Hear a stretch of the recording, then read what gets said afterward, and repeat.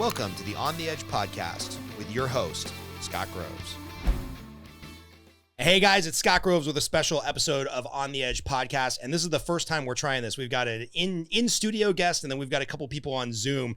And I'll go round robin and introduce everybody. But, you know, the genesis of having this podcast is there seems to be a lot of people who cannot spell Afghanistan or find Afghanistan on a map who have very strong opinions about what's going on with military service and whether or not we should have been there in the first place and whether or not we should have withdrawn and how the withdrawal should have happened. And I kind of just put up the bat signal to my friend group, which includes a lot of ex-military people. And turns out a lot of people in the mortgage industry are ex-military. I just said, hey, if you served in Afghanistan or if you were an active duty soldier during that time, I'd love to talk to you. And I think we got the perfect mix accidentally of people. So here, modern day cowboy with the big beard is Robbie. He served in the Air Force. He was in Afghanistan from 2011 to 2012. And he was an electronic warfare operator, which means a bunch of the stuff that he could talk about is top secret. And we'd have to kill him if he said it out loud. So he'll probably be a little guarded about what he tells us.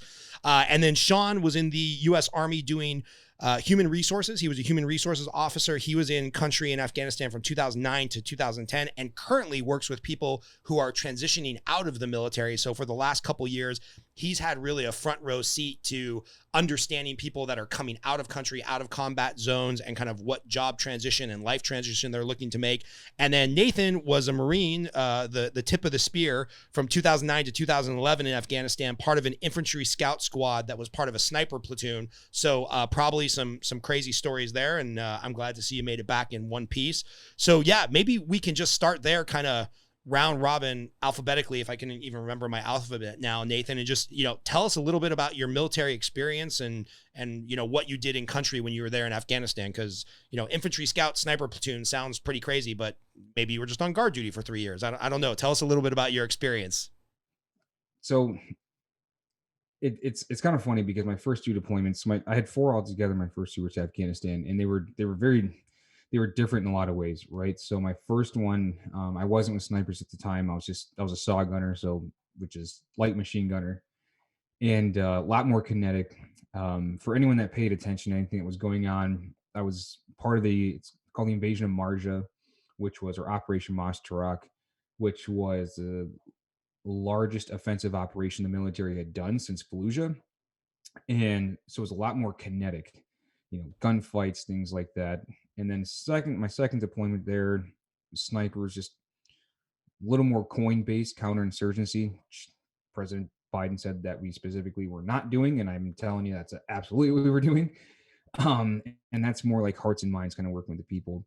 I mean, just really quick synopsis, doing it that way. And then, you know, I went to Okinawa, Korea, Thailand, things like that. And then my last 2 years, I trained at a medical school. So All right. The joke is from taking lives to saving lives. I like it. And just real quick, maybe like a quick take.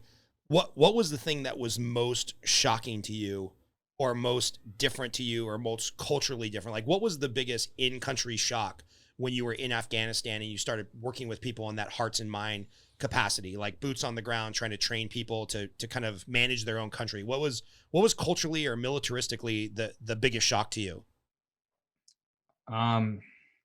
Well, it's funny because you can tie it into what's happening right now is you learn very quick that their security forces, whether it be the police, the army, things like that, just don't care.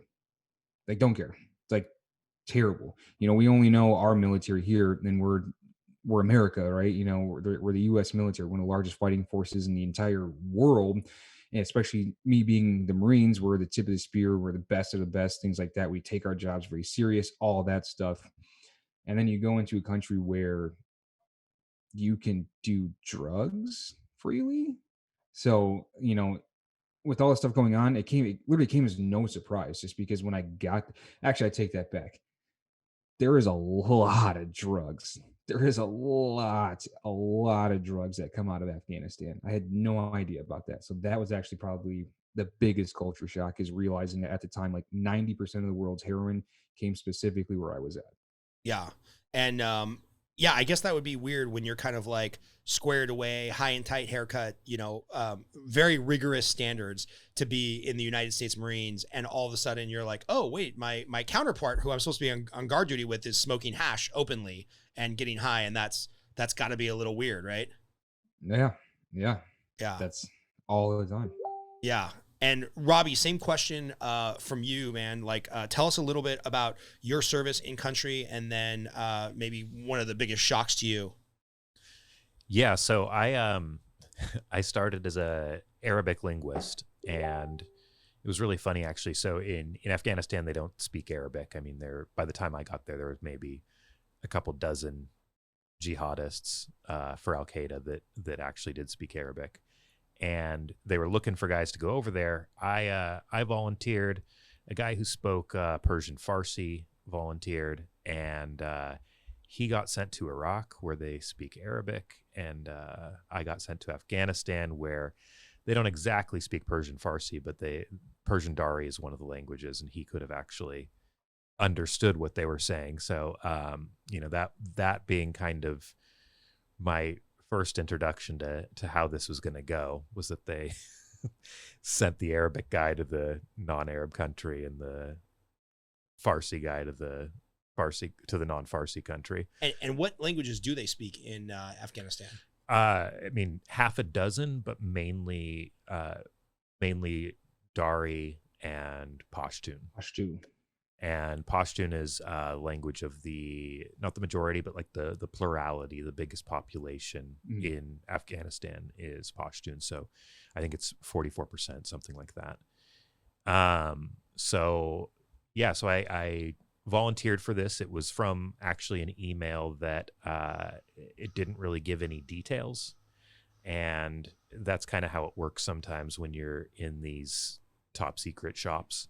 Is you'll get an email and they'll say, hey, we're looking for volunteers to go on an unspecific deployment for an unspecified amount of time. And they just had the task force listed. And I luckily had a buddy who from language school who I reached out to, and he was like, yeah, take that. It's a good one. It's a good one. You're going to go to Afghanistan. You're going to sit in it's a good one. So I ended up, and it was good. I ended up going over with Joint Special Operations Command, JSOC. So there's a lot of privileges that come with that were really nice. I mean, I was over there almost always in whatever I wanted to be wearing instead of military uniform, often on missions as well. Did you have that beard when you were in Afghanistan, or not this beard? I did have a light beard. And it was funny because I was a E4 at the time. And so I remember I'm walking down part of Bagram, and I'm in a flight suit. So like this tan one piece with a red bandana around my head and a light beard going on, and still my military patches. And I get stopped by a Army colonel, and he dressed me down. I just stood at parade rest and got screamed at for you. Got screamed at and said, "Sir, you can take it up with my commander." And he finally was like, "All right, I am going to do that. Where's your commander at?" And I told him where. And it was a place on base he knew he wasn't allowed to go. And for people that don't know the military language, JSOC is the stuff that we see all the movies about, right? That's the Navy SEALs, the Special Forces, the Green Berets. That's the Special Command. Basically all the movies are made about them for the most part. Yeah, and to be clear, I was not ever in JSOC, but I'm what they called an augmentee. So I had a special skill set that they needed. So they just kind of attached me to JSOC temporarily. Nice. But all of the people I was working for directly were in JSOC. So the people harassing me as I was walking way out of regulations, out of uniform, they were pretty pissed off that they left you alone. They ended up leaving me alone, but it's always funny to watch a colonel get really frustrated and storm away. So yeah, it was my job there though was precision geolocation. So we had my group specifically, not just in Afghanistan, but all throughout the world, did like the top 200 terror targets. And my job was to find the people in my geographic location that were on that list. And then we would kill them. Sometimes. So it's a killer capture list. Some people were greenlit, but mostly capture, and that's one of those funny things too that you hear. So I this week was just kind of brushing up on some random stuff, and I remember reading some stuff from The Intercept, and they have all of these leaked. They have all this leaked information, and they were talking about how Obama's list that ended up being called his kill list was majority kill and not capture. Definitely wasn't my experience. Yeah. So I don't know where they got that from, but so it's an interesting cautionary tale that, like, even with those leak websites, it's all, you have to take everything coming out of these war zones with a huge grain of salt. But yeah, so my job was to find these people, and then depending on what their status was, we'd decide what to do. So we'd either stay on station in these little airplanes and watch the target while whichever special forces group controlled the area. So we'd sometimes wait for them to come roll them up, and they'd want to interrogate them, and that was a lot of the reasoning sometimes for not taking somebody out who was clearly a really bad person high up in the chain of command of the terror organization. And other times we would go kinetic, and we would take people out. And so we're largely at that point in 2011, early 2012, we're targeting Taliban, and then very much so Haqqani network too, which is in a lot of ways created the Taliban, but they're like a group of extremists who live mostly in the safety of Pakistan and are protected by Pakistani intelligence services for the most part, and then assist the Taliban or whoever they want to. That's I did not serve in a theater of operation or in wartime. I was in the Army from 97 to 2000 before everything went crazy. But in reading a couple military books, one of which was called Outlaw Platoon about the 10th Mountain Division, the thing that was most shocking to me, not ever having been in country, was how many times troops would be engaged. They'd flutter across the border into Pakistan, and you just had to shut it down. You couldn't shoot back at them. They could be firing rockets at you, and you can't do shit except for hunker down. And I was like, well, that doesn't really seem like a fair fight, but I guess when the enemy knows that, they exploit it. So, Sean, by the way, anybody who's interested in learning more about the, kind of boots on the ground experience in Afghanistan, talk to a fellow veteran or read the book Outlaw Platoon. It's excellent. And the guy who was the captain of that platoon is now running for Senate in Pennsylvania. So, Sean, what about you? What was your experience when you're in country? Like, what did you do? And maybe the thing that was most culture shocking to you? Yeah, sure. So let's see. I served a total of 8 years on the officer side. I had a stint in Iraq 2006 to 2007, but was in Afghanistan from June 2009 to June 2010. So mostly an HR officer. I started my career actually as a chemical officer, chemical warfare stuff. Luckily, our enemies in Iraq and Afghanistan don't have that capability, so we don't have a ton of need for chemos, so to speak. There were no So chemical WMDs there? What's that again? There were no chemical WMD in Iraq? Nobody knows, right? So so most of my time was as an HR officer, so a bit more on the support side, support functionality than the guys here, but I think maybe a little bit closer to some of the politics. So a lot of my role as an HR officer was obviously to take care of our soldiers, all the administrative needs, but also to kind of to serve almost as like an aide. The official term is adjutant to the commander, so pretty close from a junior officer perspective to what the commander is dealing with. And when I was in country in Afghanistan, I was at the brigade level. So I was with 4th Brigade, 4th Infantry Division. We're based out of Jalalabad, so in the N2KL region, right along the northeast part on the Pakistan border. So pretty recognizable areas, Korangal, Kop Keating, which some we can talk about, but that we were that was one of our subordinate units. So pretty shifty places. The politics of it were probably the most shocking. But the other piece was, I had experience in Iraq. There's just a bit more infrastructure there. There's just more kind of stability. You get to Afghanistan, man. I mean, just like the austerity of it, the complete tribal nature. That is really shocking. Hearing stories. I didn't get a lot of time outside of the wire. Just a couple kind of short missions or whatever. But hearing stories of you go up in the mountains in these tiny little villages. They don't know who the president is. They don't know where Kabul. They don't care. It doesn't matter to them whatsoever. So the extreme tribal nature of that place was just mind blowing. Very hard to kind of relate to in a lot of ways, and I think is a big underlying challenge that we had over there that kind of reared its ugly head in a lot of different ways. I'm not going to lie, Sean. I'm a little bit jealous of people not knowing who the president is. Yeah, exactly. Yeah. It would be nice to take a break from politics right now. Yeah, to be that removed. But like so they were just against us being there as another Afghan tribe, right? It didn't matter to them. You're an outsider. You're not from my village. It doesn't matter if you're an American, if you're Syrian, or if you're the next tribe over. They just did not care. So I think that lack of understanding,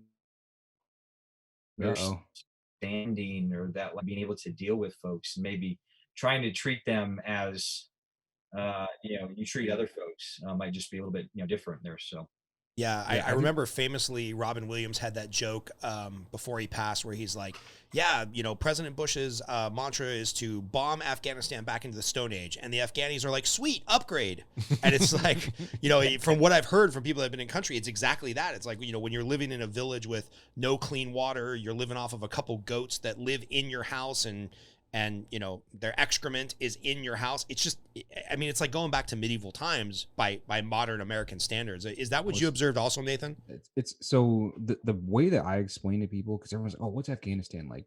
Every single time, what I tell them is, okay, for Christianity being like the largest religion here in the States, imagine what you think the Bible looked like, biblical times. All these movies that you've seen, just picture what the Bible is like. People in man jams, walking their camels, mud huts, all these things. And that, at least for where I was at, that is exactly what it's like. Minus they had some generators, they had motorcycles that were 1982 motorcycles in these old ass Hilux pickup trucks. Other than that, it's essentially the same thing. I was listening to another podcast and they were talking about, it's crazy how many Afghans didn't even know that 9/11 happened. Yet here we are as this huge invading force along with our coalition allies in this country helping liberate. And so many of them don't even understand why we're there. They just know that we're there, Taliban bad kind of thing, because they're so far disconnected from the rest of the world. Kind of like what Sean was saying, to the point where the village over we don't really care about. It's us right here, and this is what we deal with, and that's it. Yeah. So it's the Bible. Like I said, you want to know what it's like, it's the Bible.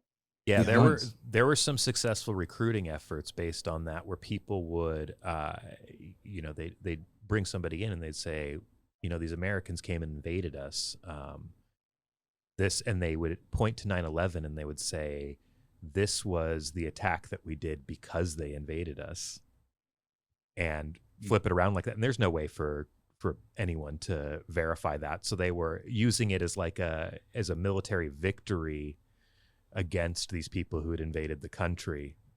And I want to add a quick thing on that, because one thing that really irks me, it's straight ignorance, is so many Americans. A huge American myth, I believe, is 9/11 happened, we invaded Iraq, which is just not the case. We pushed into 9/11. We pushed into Afghanistan very quickly after 9/11. Special operations rolled through that place hard after 9/11. It wasn't Iraq. Iraq was a whole separate thing when it came to the invasions of, Fallujah and thing like that were after we pushed into Iraq. So for those that are listening and do not understand, we pushed into Iraq about 2 years after 9/11. Yeah. Afghanistan is where we flowed into. Yeah. I mean, that's that. I think that is a really good important point. I don't want to just kind of jump ahead, but yeah, in so many ways, the mission was much clearer in Afghanistan. From what we were there to do, even kind of what that turned out to be. So yeah, I think that there are some big differentiators between Afghanistan and Iraq. Unfortunately, I think over time it got muddled. There was certainly mission creep. It turned into things that it never should have. But I think that is a really important point. It's amazing how many arguments I've had on Facebook where I don't think people are trying to be disingenuous, but I've had to give a little bit of a history lesson to exactly that, Nathan. When people are like, no, so many people were against the war in Afghanistan. I'm like, no. I'm like, there was a fair amount of people against the war in Iraq, but when Afghanistan kicked off, everybody, 534 congressmen and women voted for the war resolution. Everybody was beating the war drum after 9/11. Every car in the street had a flag on it. And I remember there was one congresswoman, I only know because she happens to be from Southern California, and I think she was Muslim, and she was the only dissenter, and she was quickly voted out of office. Yeah, I'm not sure if she's Muslim. Barbara Lee. Barbara Lee, yeah. I thought she was Muslim for some reason, but everybody was beating the war drum except for her. And so when people have this revisionist history of like, I don't even know why we were there. I'm like, well, I don't know, maybe because we had like 98% country support of going there as revenge for 9/11. And so that was going to be one of my questions, but I think all three of you kind of answered it. If we can go back in time to, when all of us were much younger, some of us weren't even 21 yet. Do you 11. think you were 11? Okay. Nathan's really young. I was actually, let me take that back. I was 10. You were 10. Okay. So Nathan, I'm not going to even ask you the questions because 10-year-olds aren't allowed to have opinions, but Sean and Robbie, if you can think back to 9/11, the year or two, post 9/11, if we're just isolating that moment in time, were you or would you have been in support of going to Afghanistan? Because I think it's fair to ask that question if we're going to give our political opinion on other stuff. I'm personally a yes, but I also didn't get shot at, so it's easy for me to have that opinion. Yeah, I think I was a yes. I was in a really weird place, though. I, at the time, no longer Mormon, but I was a Mormon missionary in Brazil when 9/11 happened, and actually some random Brazilian guy saw me on the street, pulled me into a bar, and pointed to the TV when 9/11 happened. So my focuses were definitely elsewhere, and I don't think I was, I wasn't really, I don't know that I really had an opinion on it right when that happened. I was probably would have supported it if I was pushed, but I was really kind of putting it out of my mind in that point. I was in a foreign country doing a different all-consuming job. Yeah, it's funny. I remember talking to two of my very close friends I was on the wrestling team with in high school who were Mormons. They were getting ready to go on their mission, and they were talking about how like military service or playing a sport at BYU can kind of substitute for the mission. And I'm like, how do you square that in your mind if you're, a devout Christian and Mormon and also going potentially to war to take a life? And we don't have to get into that now, but it was a very both interesting ways. You're bringing souls to God, right? Yeah, souls to God. There you go. Different ways. Dude, that Old Testament is full of war, baby. That's true. Full of war. Yeah, the Old Testament that the Jews believe in is a much more violent book than the New Testament. So those people have literally been fighting for their life for 2,000 years. So again, different podcast. But Sean, what about yourself? How old were you when 9/11 happened? And if you can remember back to then, were you a supporter of going to Afghanistan? We'll leave Iraq totally out of the conversation for tonight. Yeah, no. So 9/11 was actually my first day of ROTC class. My freshman Shut year. the fuck up. Yeah, so I had already signed, essentially on the dotted line. I had a 3.5-year scholarship to UNH ROTC. So I had already kind of made the commitment. I was actually very close to enlisting right out of high school and going to Marine Corps, which would have put me on a completely different, kind of track in many different ways. But yeah, so it was literally from 8 to 9 in the morning that Tuesday. We were in class.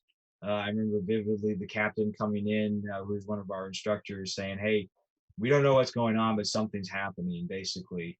And by the end of class, I mean, we were all thinking, all right, they're going to pull us from college, send us to boot camp, and send us overseas. Like we had no idea. This was literally our first ROTC class, just being introduced to, becoming a military officer. So obviously, the military had better ideas to keep us in and progressing onwards. But yeah, I was certainly a yes. I will say though, just kind of remembering back to that time, just so much more coverage on Iraq than Afghanistan. Like the TV stuff, looking at Baghdad. I mean, the live feeds as kind of the initial invasion was kicking off. So it was really interesting where again the really clear mission that this happened by these people in this area, and it was so much more clear over in Afghanistan. But all the focus I remember just seemed to be so much more on Iraq, even several years later.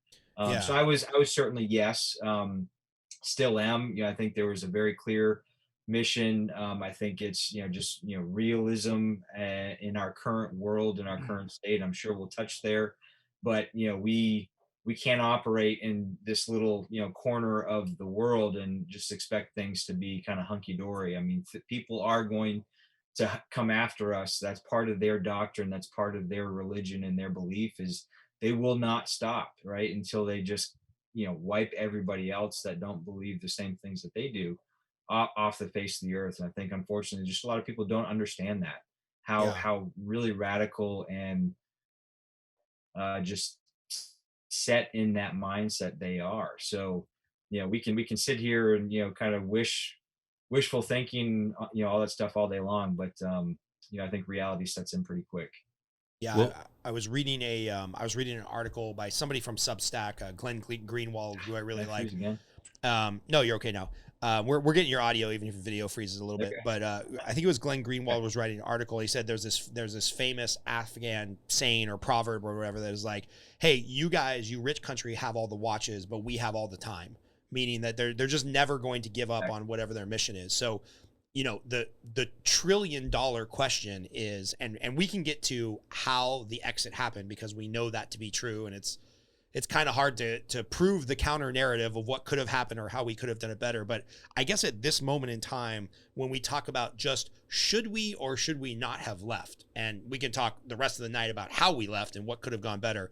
But if you're thinking, I think we kind of have a binary choice. Like we were either stuck in this quagmire where we were going to have permanent military bases there forever and try to do the things that we did in Japan and Germany and South Korea and even Colombia and Panama after the 80s. It was kind of this like, all right, well, we're $1 trillion deep. Do we throw, good money after bad or bad money after good, however you want to view that, and have a stabilizing force there forever? Or do we just kind of leave, hopefully in a better nature than we just did, and say, screw it. The country is what the country is. They're either going to pick one path or another. So I'd love to get your thoughts, and maybe we can start with you, Sean, since you're already chatting. And do you think kind of yay or nay, we should have left in totality, or if we should have left some type of stabilizing force there? And I have to assume if we're on the leave a stabilizing force there, it's probably forever, or at least a century, 3 or 4 generations. So I know that's a really hard question, and I know there's no perfect answer. But do you have an opinion one way or the other? I want to jump. I want to jump. Go for it, really Nathan. Quick, just because I know I was 10 when this happened, and I hope this is like good podcast etiquette. But I really want to answer your question that you had with Scott and Robbie, because I think me being the age that I was is really important to what's happening right now, because I can clearly remember when it happened. I was in 6th grade. I was in social studies class, and I did not know what was really going on.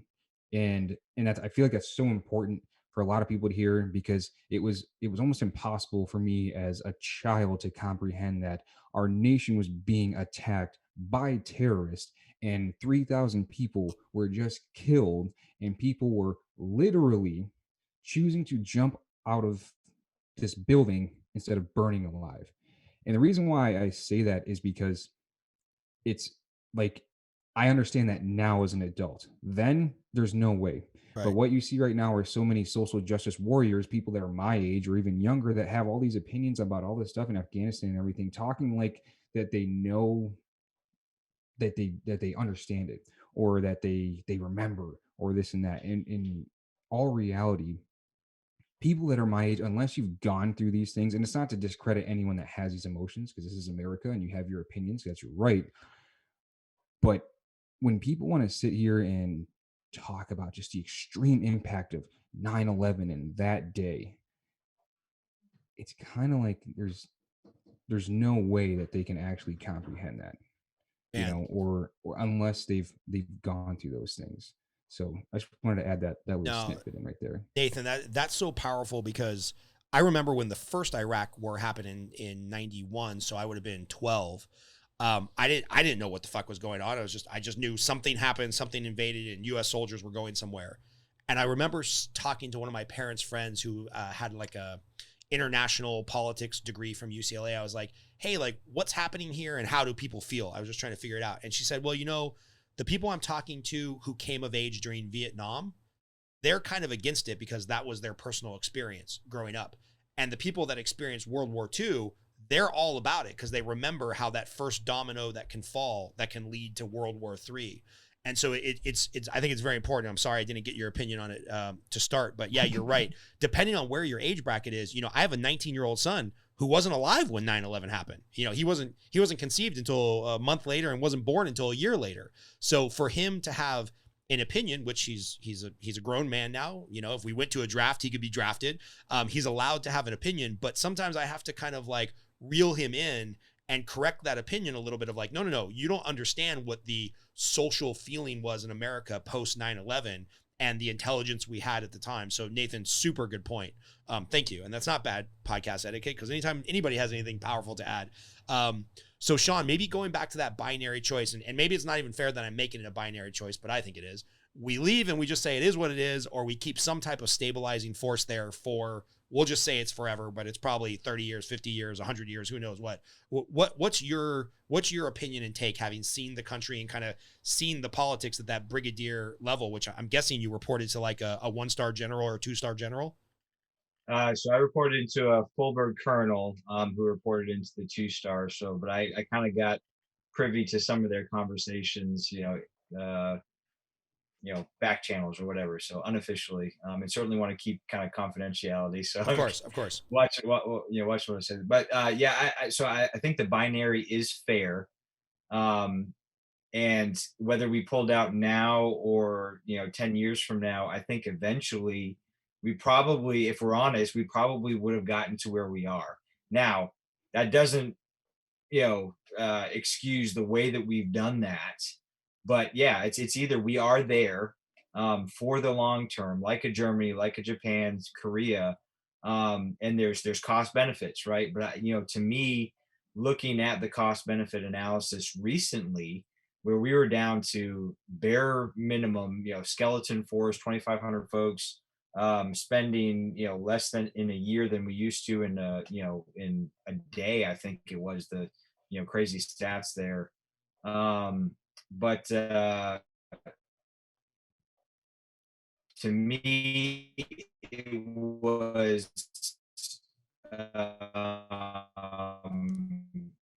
worth.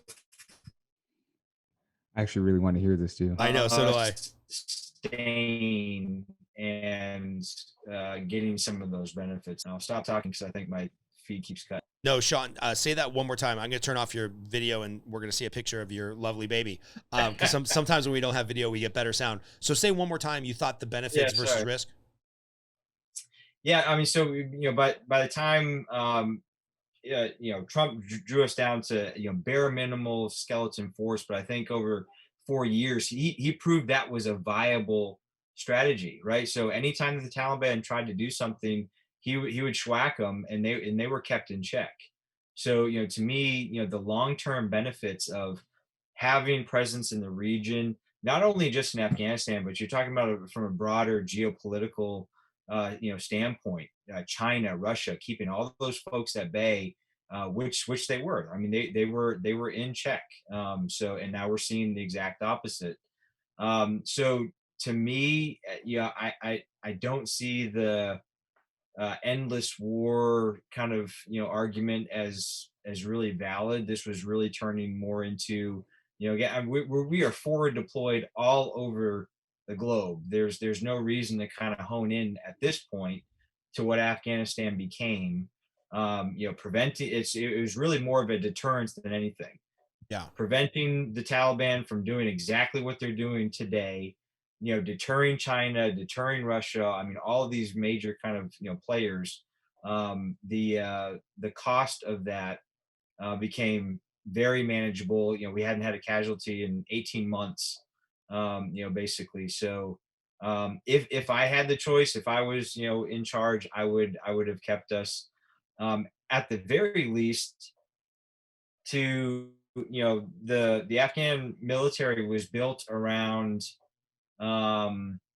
relying completely on us, right? So there's a lot more transition that needed to happen in order for us to really kind of step away, which is, they fell within 11 days or whatever. Yeah. So it's interesting. You yeah, mentioned, if I was, feet to the fire, if I had, I would be staying there for forever. Yeah, it's interesting. You mentioned the the geographical relevance of China and Russia, and again, most Americans not being able to find Afghanistan on the map. Pakistan, Iran, China, Russia, they're all very geographically close. And I remember talking to a friend of mine who I can't say too much about because he's about to get a major promotion in the JSOC Special Forces world, and he would not want me repeating his words if he could be identified. But he's like, hey, Scott, let's be honest. He's like, having a long-term military presence in Afghanistan is really about having an air base where you can drop a ton of tanks and get to Iran, Pakistan, Russia, China within a day or two. And it's like, I don't know if that's true or not. I don't know if he has any insider knowledge in that, but it seemed to make sense. We're having a giant Air Force base, Bagram Air Force Base, where you could just bring an endless stream of Humvees and tanks overnight in case something happened in any of those other countries. Seemed to make sense to me. Now, whether that's worth potential casualties or the money that we are spending there, that's for people much smarter than me to decide. But, I know I posted in the On the Edge podcast Facebook group some comments that Robbie had, which I think he's going to be a little bit of the dissenter from the way that maybe all of us feel. So I'd love to get his opinion. Bring it. Love to get his opinion on how he thinks we should have stayed or should not have stayed. So yeah, so there's really a ton to interrogate there. I think the very first thing, and this goes back to your point of the value of an airfield that we control in the middle of all of those powers. We kind of started off this whole question of, why did we go into Afghanistan? And the first thing I would want to interrogate is that pronoun of we. Who is we? Because the reason that we went into Afghanistan, the reason that we signed up and took the oath, I think is far, far different than the reason that the decision makers wanted to be in Afghanistan.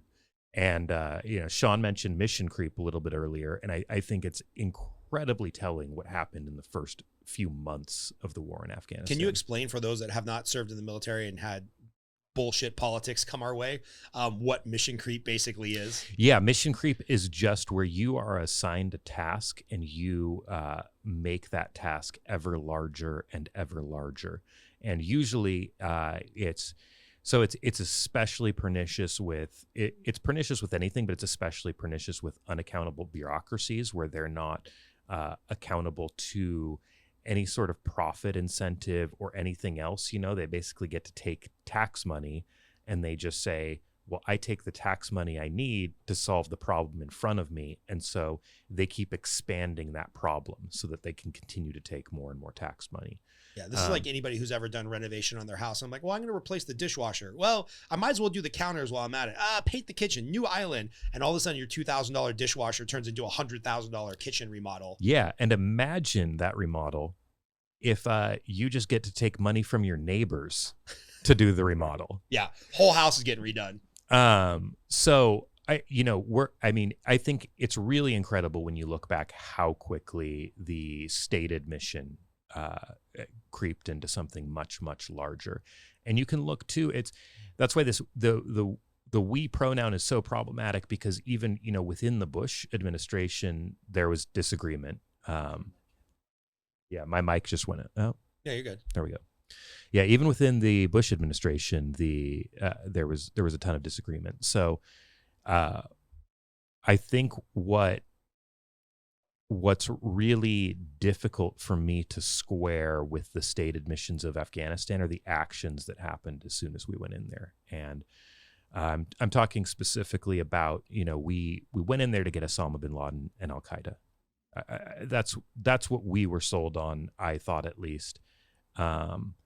And so, you had then the Bush told the Taliban to turn over Osama bin Laden. He said, no way. And then the Taliban said, no way. And then in October, we start bombing the Taliban, October 8th, I think. And very quickly, they started changing their tune. And you had the third in charge of Al Qaeda, or in charge of the Taliban, started trying to say, hey, maybe there's circumstances under which we would give you bin Laden. And eventually, I think weeks after that, so still like mid-October, Mullah Omar, the leader of the Taliban, is offering Osama bin Laden, if we provide evidence that he did the attack on the World Trade Center. And Bush says no. And we keep bombing them into oblivion. And then Mullah Omar says, wait. Okay, without evidence, we'll give him to one of these countries. And, he lists a bunch of Muslim countries. And you can deal with that Muslim country. And they say, no way. And then he says, finally, okay, we'll even give him to somebody like Egypt, who will totally extradite him to you. And without proof. And Bush says, we don't negotiate with terrorists, which it's funny because that's exactly what we've been doing for the past few years. Right. So that doesn't square with me of our mission was to get Osama bin Laden and Al Qaeda. And also the Taliban was offering not just bin Laden, but a bunch of Al Qaeda fighters along with them. So we could have ended it right there. And we could have left with this reputation of don't screw with America. They will bomb you back to before the Stone Age. And then you'll still have to do what they want. We could have left with that reputation at that point. We didn't. And then another opportunity came because, so that was October. In November, we have Osama bin Laden pinned down in Tora Bora with a bunch of his Al Qaeda fighters. And this is in the Nangarhar province, right on the border of Pakistan, in like eastern Afghanistan, right by, I think, where Sean was deployed. And Osama bin Laden had an escape route through the Khyber Pass. And you had General Mattis with 2,000 Marines on the horn, begging to have his Marines sent in to seal off the border, to seal off that pass so that Osama bin Laden couldn't escape. And the administration said, no, we don't want to do that. You had Green Berets hundreds of Green Berets in the north. You had thousands of Army Rangers in Kabul. That's not too far. I mean, I don't know exactly, 40, 80 miles, somewhere in there. You had the Delta Force begging for reinforcements, and there's a couple books on this. One by Dalton Fury, one George Burnson, who were Delta Force and CIA officers, and Burnson was one of the lead CIA guys there at the time, and he thought this was so nuts that they weren't acting on this, that they weren't sealing off the border. That he called his boss, who was I want to say deputy director of counterterrorism. I forget his name, but he brings a map of Nangarhar province where this is going on into Bush and Cheney and says like, hey, this is what's happening. This is why we need people to go seal off the border. I've already deconflicted it with Pakistani forces because it is across the border, so we're not going to have any friendly fire incidents. And Bush and Cheney say, we don't want to. I want to ask about this because I tend to believe that grand conspiracy theories are kind of overutilized in our current social kind of political zeitgeist. Do you think it's a situation where there was some master plan to have a longer presence there from the beginning? Or going back to okay, Nathan says yes. Or my question was going to be, do you think it's one of those situations kind of with the home remodel where it's like, well, you're going to replace the paint, but then you realize the drywall is kind of wet. So then you replace the drywall, but then you're like, well, the plumbing's kind of going, so let's replace the plumbing. Do you think it's one of those situations where it's just like you get in there and you're doing it? It's like, well, yeah, we can get Bin Laden, but we can also get the Taliban, and we can also get Al Queda, and we can also get this. And do you think it's mission creep, or do you think it's more nefarious where, from the beginning, it's no, we're going under false pretenses, and then we're going to do our own thing, and thanks for signing up, soldiers, to get Bin Laden, but that's not really what we're interested in. Yeah, I think again you have to go back to that question of we. So I think for certain people it was that nefarious plan. For Donald Rumsfeld, for Dick Cheney, it was that plan. I don't know for Bush. I don't know if he was on the fence, but you have Bob Woodward's book Bush at War, where he got all the notes from the National Security Council's meetings and interviews with all these people. And, according to him, when this was going on, it was a fight within the administration, and Condoleezza Rice wanted to keep the focus more narrow on getting Al Qaeda and on getting Osama bin Laden.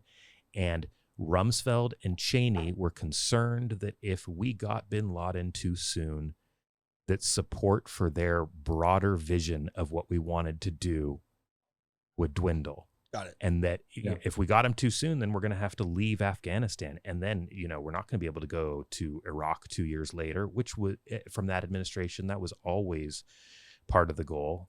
You had General Wesley Clark.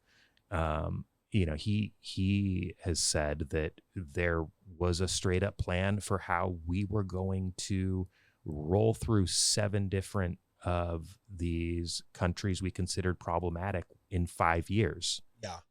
No, I remember in Iraq 1 in 92, 93, there was a plan that Schwarzkopf had to basically send 500,000 troops into the capital of Iraq, peel off 100,000 and go to Syria, peel off 100,000 and go to Iran. And then Bush Sr. said, no, mission complete. We're pulling out. So I don't agree or disagree with all that because I don't have enough information. And I just wrote down that I'm going to read Bush at War from Woodward. But once the toothpaste is out of the tube and we fast forward to 2021, that's the thing that I'm kind of interested in. It's like the damage or the benefit has been done.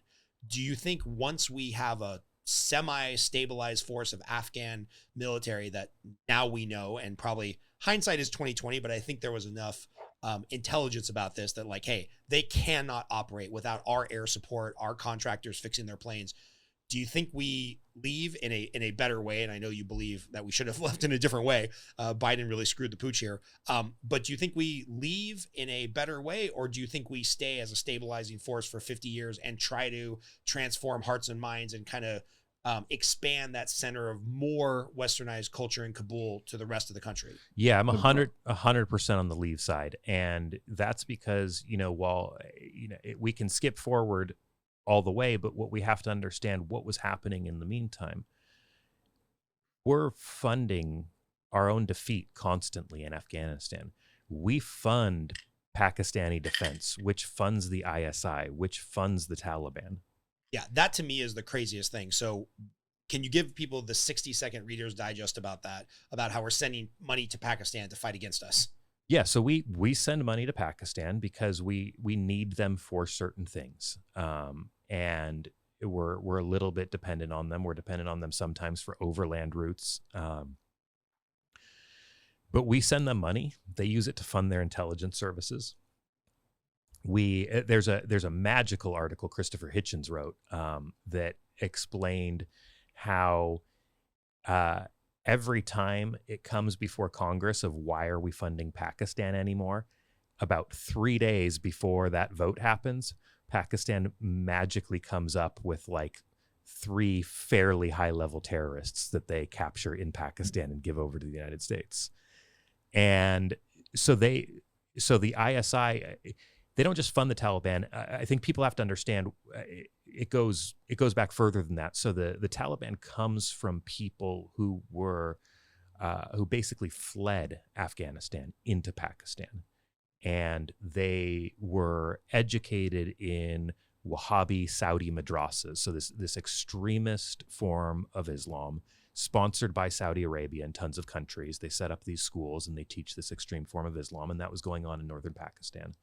And out of that is born the Taliban in northern Pakistan, not in Afghanistan.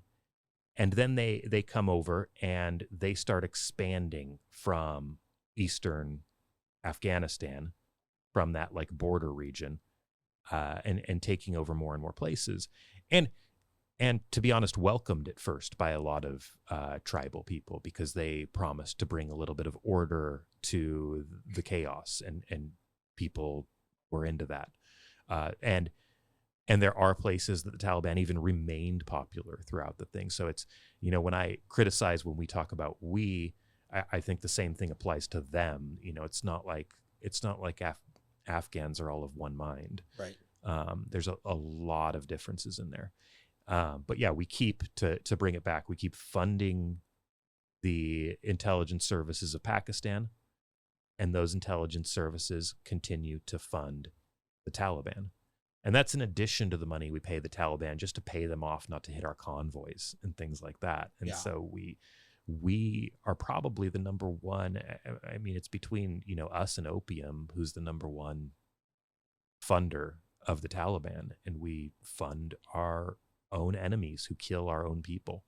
It's pretty crazy, because kind of going full circle, I think you and I might have talked about this. One of my big criticisms of Bush Sr. and Clinton was them allowing North Korea to become a nuclear power, because let's be real, if Pakistan wasn't a nuclear power, we wouldn't give a shit. We would probably pull the funding immediately, but we have to play nice with them because they have nukes, which means we have to let this back channeling happen. And I want to move on to Nathan, like thoughts, after Sean and Robbie's thoughts, pull out, yes or no, stay there indefinitely to keep a stabilizing force, or just let the country be what the country is going to be. What's your opinion after serving on the ground there?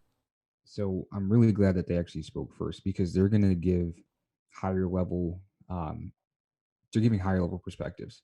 And a lot of what Robbie is saying is one of those things where people are like, oh yeah, okay, I'm sure Pakistan, Taliban, good, blah, blah, blah. But because it's the American ignorance, right? Because you think of it, you're on this island, you find this new island, and all you see is trees, and you're just like, man, the cost, like, this is lumber money right here. It's just so amazing. That's your average American.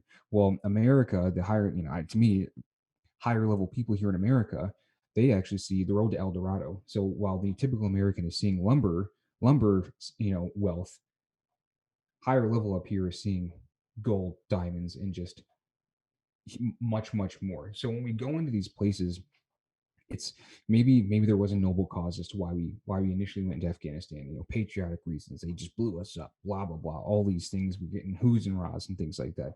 Well, I mean, Robbie literally just laid out what we did there.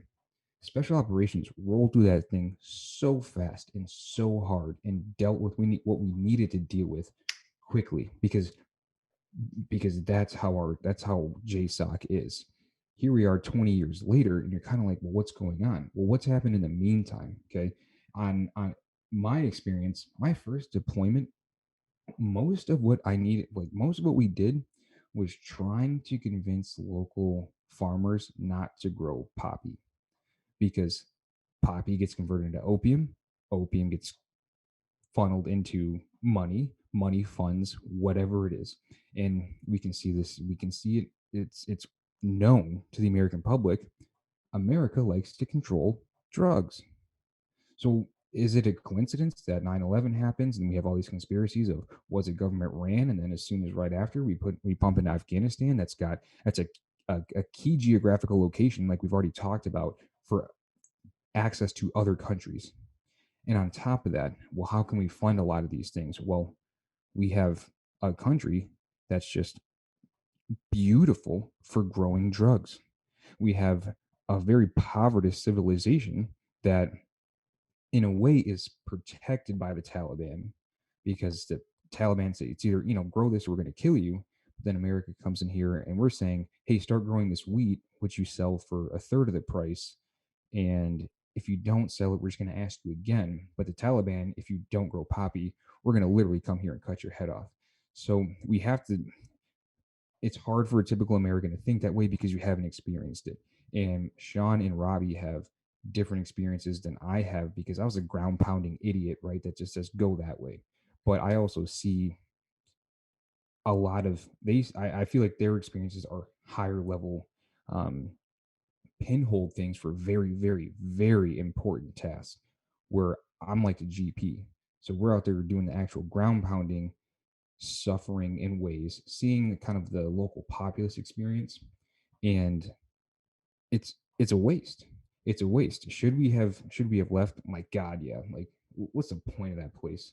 What's the point of that place as far as masses?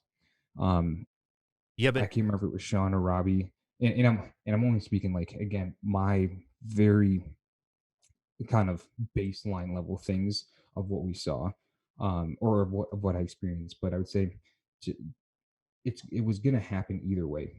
It was going to happen either way because again, both my deployments side by side by Afghan National Police, Afghan National Army. To me, it just was not a sustainable fighting force that would ever be able to be self-sustaining because mainly because they just don't care enough. They don't care enough about what goes on there. There's so many of them, so many of the soldiers that I dealt with had ties to the Taliban. So many of them didn't like us, period. Probably 2 out of the 3 local people that we met didn't want us there. Afghan sympathizers. That's both deployments, deploying in 2 different areas. So when we sit and we look at this, to me, it was kind of like a hopeless fight as far as liberation of a country of a terrorist group. All the other things that get tied along with it when it comes to again higher government things, I don't know because I wasn't a part of it. Yeah. But some of the things are just but kind of like, but Nathan, I think your experience on the ground though is something we need to listen to more. And you were in Helmand, right? The yeah, first thing I think of when I think of Helmand is that incident at Fob Delhi. I've been thinking I about was that. at Fob Delhi. I've been thinking about that a lot lately because people, when I hear the stuff that's going to happen now that the Taliban's going to take over, the rapes, the things like that, and then I think of the people that we propped up, that police commander, what was his name, Jan on Fob Delhi, who was raping little boys, and he would bring them onto the base. And one of the little boys that he brought onto the base, either because he was pissed off that he was a sex slave and the Americans were protecting this guy that was keeping him, or because he was radicalized, I don't think it ever got found out, but he ends up, killing 3 Marines in the gym. He picks up an AK Mhm. and kills 3 Marines. And when I think of all of the reasons that we cannot leave, because all of these rapes will happen, because all of this abuse will happen, it ends up like, I just think, well, where have you guys been? This has been going on all along. It's one of those things that it happens, yeah, but I don't want to believe it because if I believe it, then that means it's really happening. It's reality. So I'd rather stay ignorant to the reality of it.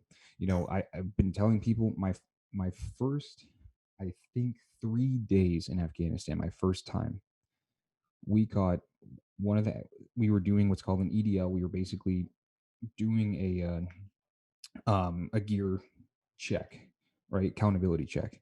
Somebody was missing night vision goggles. That is very, very important when you're fighting an enemy that does not have the capability to see at night. Turns out one of the Afghan national soldiers that was in our base, very, very, very small base, 100 by 100 square feet, something like that, 100 square feet, stole it and sold it to the Taliban. And we caught him with a wad of cash. So it was impossible for him to talk his way out of it because you don't have that. So that incident that he's talking about, that was literally during my second deployment.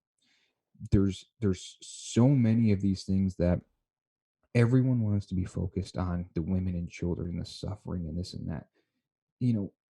If we left them alone, they'd probably be satisfied with what they have because it's what they know.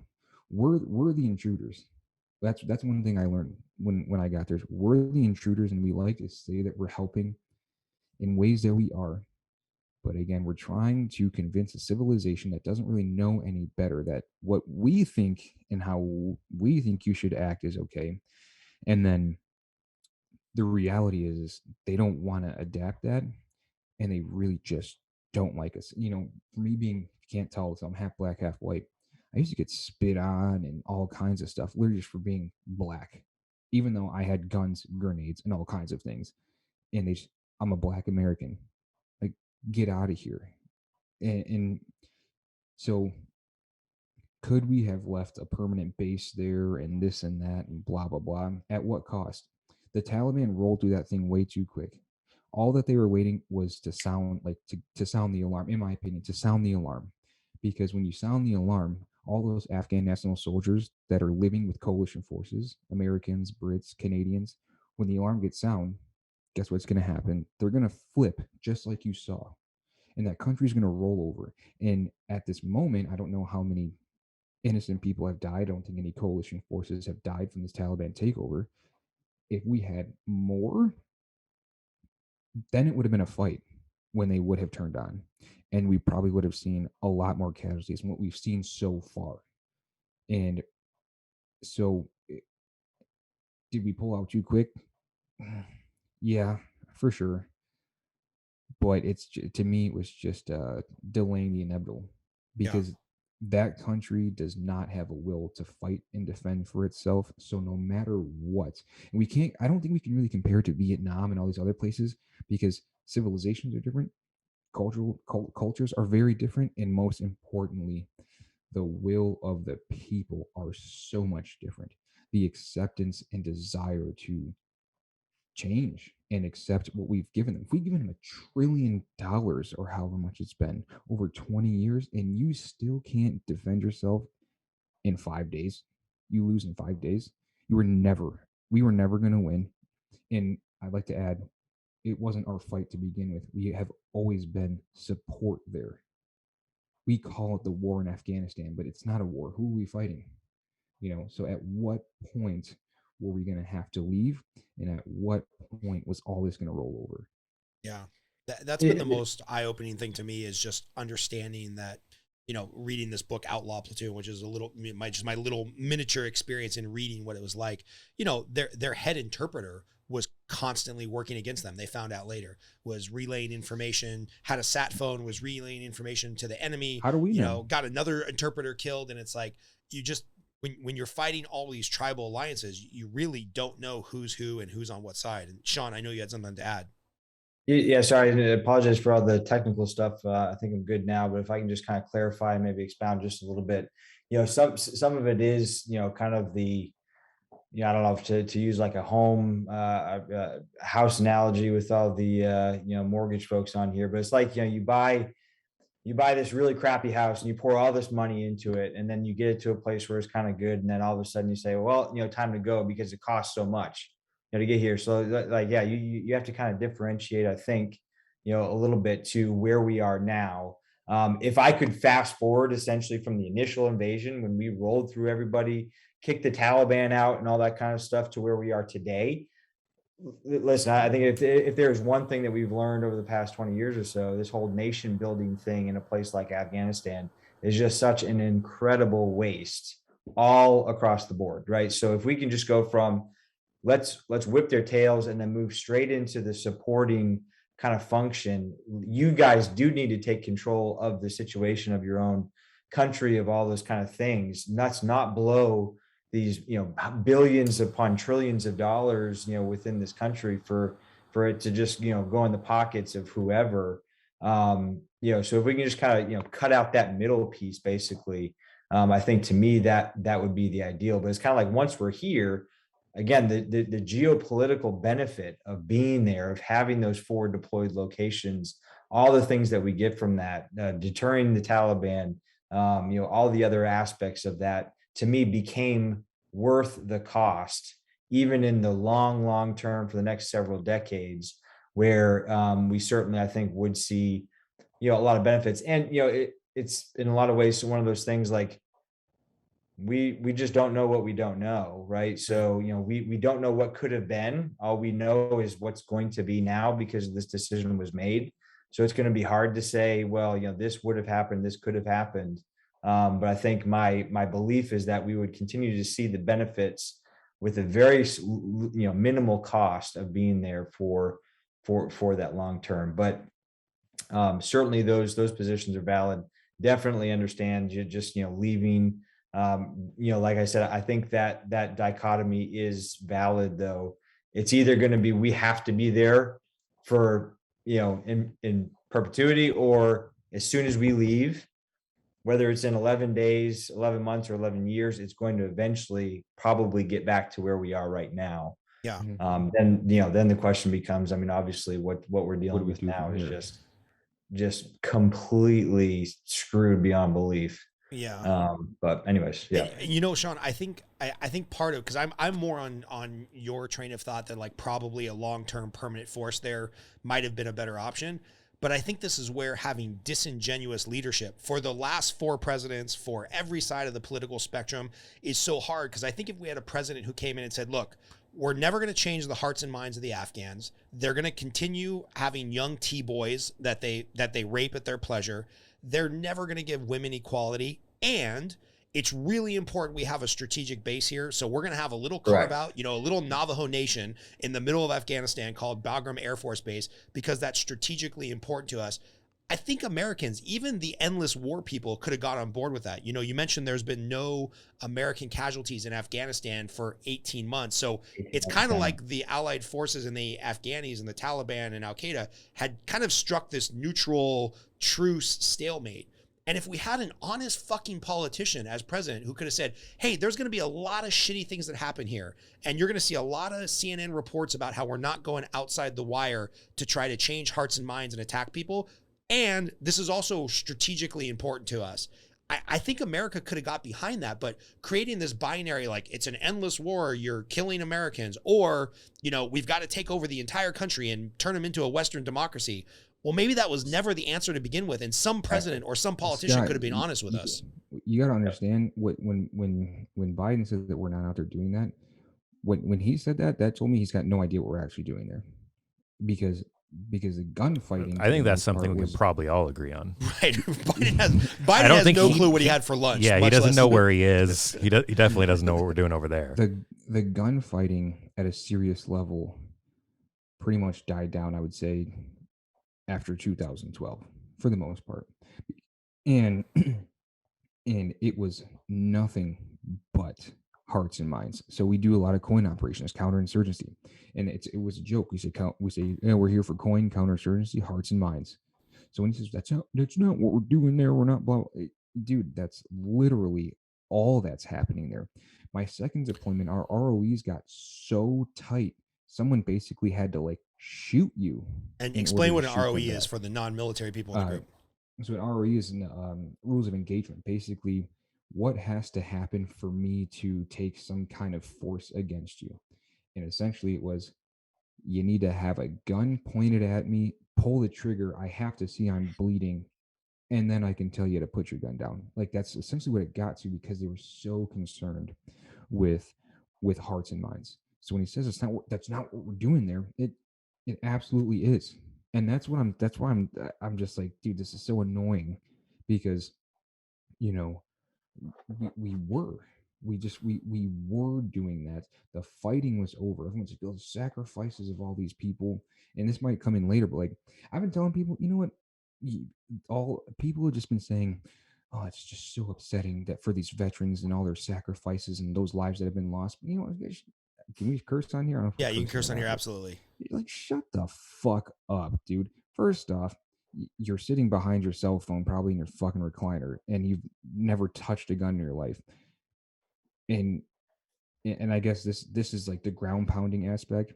I'll tell you, I'll look straight in this camera and tell you, every single man that I deployed with, because I was deployed with all men, we went there to kill people. We went there to kill the bad guys, to rid them of this earth, to rid them of all the garbage that they were doing there. It wasn't about liberation of a country and building it. We went there to kill people. And as a result of understanding that I'm going to go to this country, I'm going to go to war, I'm going to shoot, get shot back at, casualties are going to happen. but they die protecting the people to the left and right of them, not protecting fucking Haji bin Bad and like his compound over there. We went there to kill people, and we protected each other to make it back in one piece. And it didn't happen for everybody. So when people want to sit and say that your sacrifices are, aren't in vain, like what the fuck? It never was, because Right. I made it back thanks to him. Yeah. And I can't stand when people are saying that right now. But to what Nathan's saying, I just to zoom out for 5 seconds, I think this is one of the most important things. It's one of my pet peeves when people assume what veterans think. And one of the things that I love about talking to people in a group like this is that veterans don't all have the same mind. Mhm. And I think when the general public makes an assumption of what a veteran thinks because they served, that's really, it's a difficult thing for us when we get dragged into football players kneeling on a field, and now you're supposed to burn your Nike stuff. No, you're not supposed to burn it. You're supposed to give it to homeless people, homeless vets. It's all like, we don't all have the same opinions on these issues, and maybe just talk to some vets, and instead of telling them, ask them. And you're going to get a wide range of opinions, but you're going to have a better understanding when you talk to, a grunt like Nathan, an officer like Sean, or an intel guy like me. And you can start maybe piecing together the complexity that is kind of the veteran community. Because that's my biggest pet peeve. And it's why I like jump at the opportunity to do anything like this, to show people that we have very different ideas of God and country, of why we served, of what we should be doing in different theaters, and our reasons for being there, our reasons we shouldn't be there. So I think it's so important, man. Like, no one group of people is a monolith. And I hate when politics dissects and bisects, and like, Nathan, you're supposed to think this thing because you're half white and half black. And Sean, you're supposed to think this thing because you're an ex-vet. After the George Floyd thing happened, I called my 3 closest black friends, because I've been arrested before. I've had a gun pulled on me by a cop twice, and I survived. And I'm like, hey man, I have no idea what the experience is of being black in America. Can we just talk? And I got some real insightful shit from that I wouldn't have had I not had those conversations. And a bunch of my friends who were the most opinionated, I'm like, you don't even have a black friend. And I'm just like, it's just infuriating, to your point, Robbie, about how people just, there's now 500,000 people that have served in Afghanistan and Iraq, probably closer to 1 million. mm-hmm. And the thought that all of them need your pity, or your idea that like, oh, don't worry, man, you didn't serve in vain. It's like, who are you, dude? Like, I didn't even serve, and I feel bad saying that stuff. I almost feel like a traitor, or like an imposter, mediating this conversation. But it really, really bothers me. And Sean, I'll let you get the last word on that. Then maybe we'll take a pee break, refill the alcohol, and then I want to talk about the withdrawal. So, Sean, does that also piss you off when everybody assumes every veteran should have the same opinion? Yeah. Yes. I mean, short answer. That I certainly do really enjoy the opportunity to have these discussions. Just to hit on a few kind of points or counterpoints there from some of our previous discussion. I think the Afghans proved that they wanted to fight for their country. In the past 7 years, when we had, I think, maybe 100 or so total casualties, again, didn't lose anybody in the last 18 months. They lost 55,000 people. They were fighting. They were fighting for their country. Now, they're fighting within the realm of what they had. I heard a story, Dan Crenshaw kind of talking about one of his operations over there, and they were rolling out, and they were driving to their, to their objective, and somebody said, one of the SEALs said, "Hey, eventually you guys are going to have to do this by yourself, right?"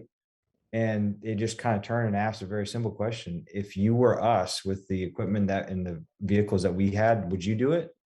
SEALs are like, no way, because it's way too dangerous, right? So they don't have even the tools, and so it's hard enough for us to fight somebody like the Taliban, a terrorist organization that doesn't have play by any rules, let alone I mean, however many notches down that the Afghan military is compared to who we are. So to expect them to just be able to kind of step right into that. So I think in a lot of ways they were willing to fight. They certainly didn't have everything that they needed there. But yeah, I mean, that's the fun of just having these discussions, because there are so many different opinions. I have lots of folks who I served with who, I mean, every single misstep that they thought Trump did, they were, pounding on him. They are dead silent right now. And I served with them, and they were in country in Afghanistan with me right now, and they are refusing to say anything negative. So, there's just so many different layers to this, personal and all those kind of things. But yeah, the final piece there for, just, why this does, I think, suck for a lot of veterans is not just that. I mean, yes, we were there to, kill the enemy, do our mission, and plop us down in another country. We're going to do the same thing. What sucks is we are going literally back to exactly what it was before we invaded. We're turning it back over to these same people who executed or harbored the folks who executed 9/11, right? So that's what I think is more challenging, more difficult. I mean, look, in a lot of ways, this is deja vu all over again. Just a few years ago, we went from Iraq being really stable and good, and we pulled out right away, and ISIS filled the void. Didn't happen as fast, but it's kind of a similar thing. So it is interesting, some of the emotions that you get, and all those kind of things. And bottom line, everybody's observations and feelings about it are certainly different. So Sean, I gotta tell you, dude, you gave like the best officer answer. Hey, I will take it. If this is the role that I have to fill, I'm going to fill that. No, but it brings up an interesting point, because I'm a gambling man. I like to place a wager from time to time. My wife would really like me to stop doing that. But if we go the day after 9/11 and you're like, Scott, odds on greater or less than 50% that there's going to be another 9/11 style attack in the next 5 years, I would have probably bet 100%. Like, had we not invaded Afghanistan and then Iraq, and not fought them on their turf, which I know is like a very popular trope right now amongst Republicans. It's like, if you're not tying them up over there, does that give them bandwidth to stage an attack over here? And now that we've pulled out of effectively Iraq and Afghanistan, and I will not be the guy who said, I told you so, I will be devastated if this happens. But if I'm a gambling man, I'm like, hey, it's greater than 50-50 odds that we experience some type of additional 9/11 in the next 5 years here on U.S. territory. And I listened to that same Dan Crenshaw podcast, Sean, and one of the things he alluded to, it's like, if we all sign up and we go over there and we fight, that really sucks, because we could die and our families are going to be devastated for life. But what we don't have to worry about, like the Afghan soldiers have to worry about, is like, if we die over there, my kids are going to be decapitated, my wife's going to be raped, and my neighbor's house is going to be burned down. We just don't experience that as Americans. And so I can understand the fight in the Afghans. I can understand the quit in the Afghans. And, I don't want to put anybody else on the record, so you guys can say whatever you want to say about this. But if I'm a gambling man, I kind of feel another 9/11 happens in the next 5 years if we're not there fighting or supporting the resistance or bombing them from the air. I'm very worried about that. And I hope I'm wrong, and I hope I never have to say I told you so, which I will only say privately, not publicly. But that does scare me.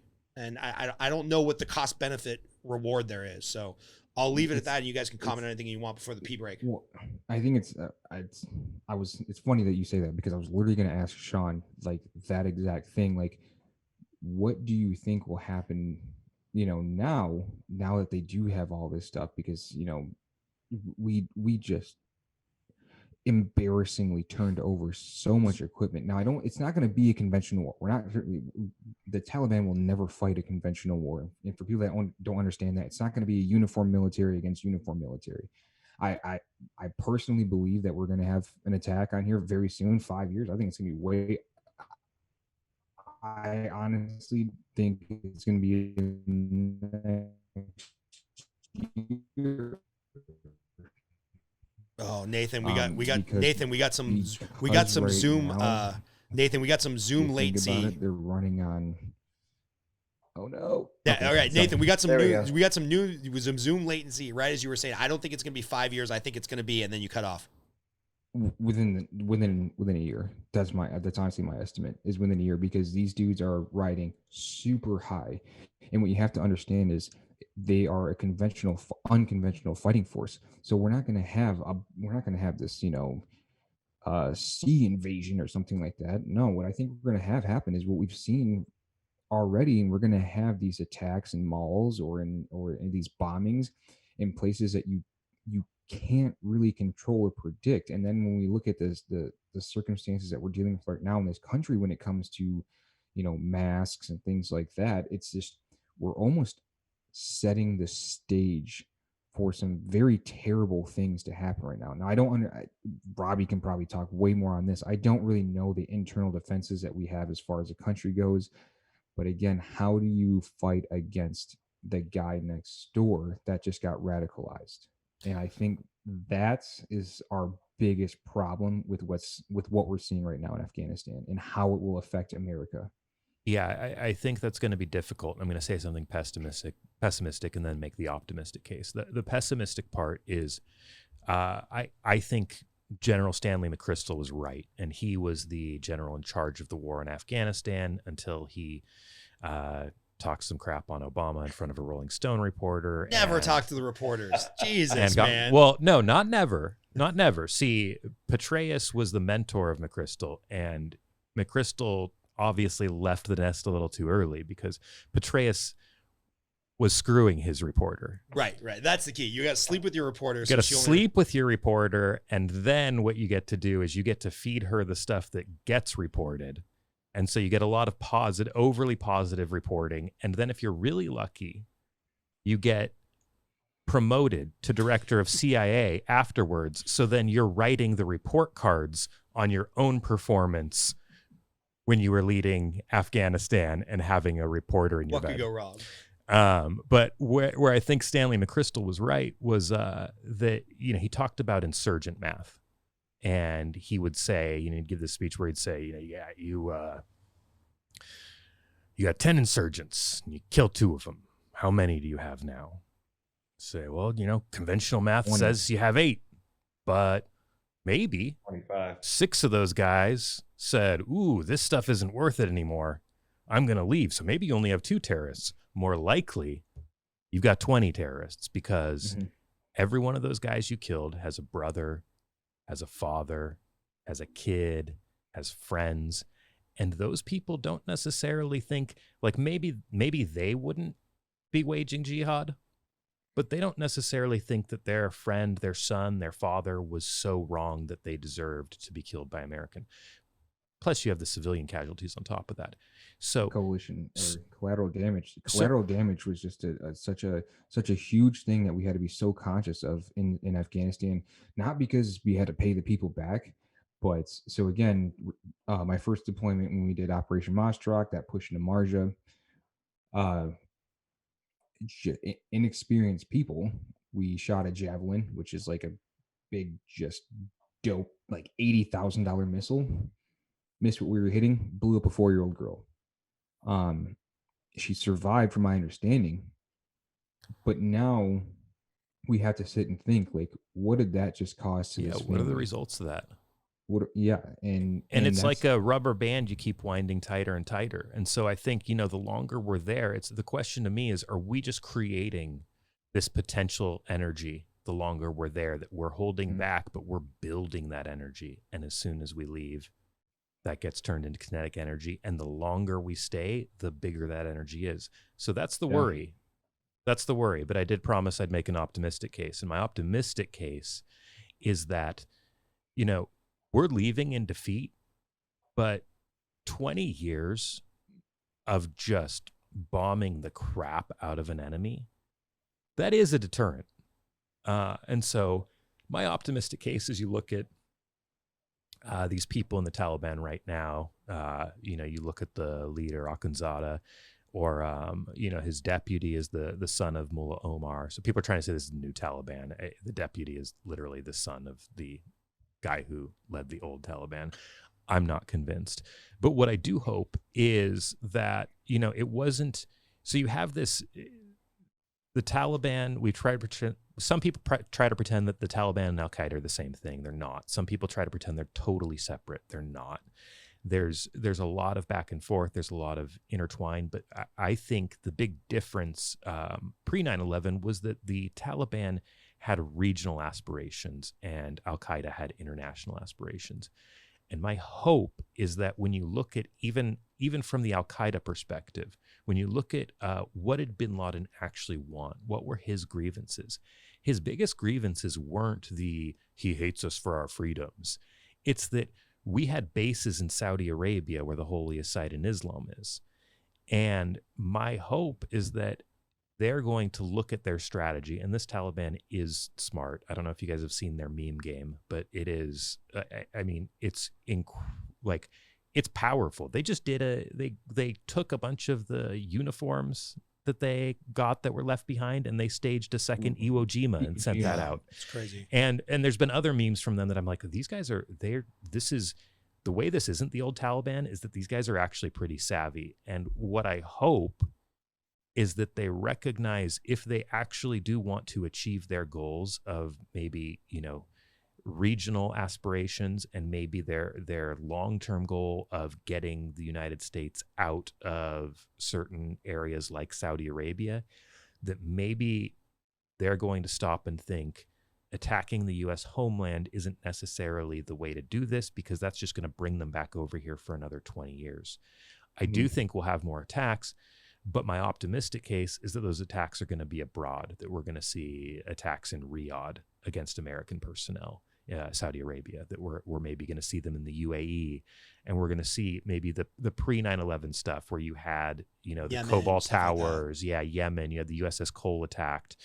That's my optimistic case for it, is that they just see attacking the homeland as being bad for their business. I don't think that's so optimistic, though, honestly. And it's funny because I kind of thought the same thing as, what if we pull out and we kind of just let them have it, and they kind of organize themselves in a way that they want, and it maybe isn't what we agree to, but it works, and they leave everyone else alone. They have their territory. They control that. They're not these extreme, Islamic extremists that just want the entire world to convert. They have their ideologies. They have these things that they like, and then they want to enforce in their areas, because everyone knows. America is America. We don't play around with things. It's Big Brother. So if we can keep them away from us and at least control this, we'll be happy. They'll be happy that they're not here, and everyone can kind of just live their life. I totally agree with that.